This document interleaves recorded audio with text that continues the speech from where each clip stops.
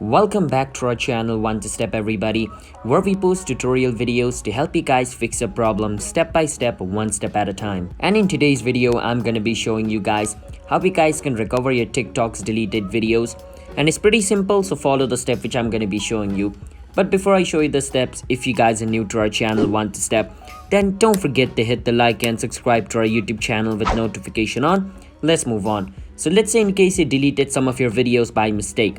Now what you can do is open your TikTok and click on profile at the bottom right of your screen. Now once you're on your profile, at the top there's going to be the three line, which is also called the hamburger menu. Click on it. Once you click on it, these three options will open up, and from over here click on settings and privacy. Once you click on settings and privacy, scroll a bit down until you see report a problem. Now once you see report a problem option, click on it and this thing will open up.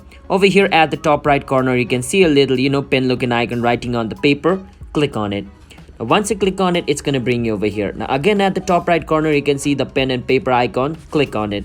Once you click on it, it's going to bring you to the page where you guys can write your feedback. Now over here you can write this: "Hey, I just deleted my TikTok video by mistake, can you help me recover it?"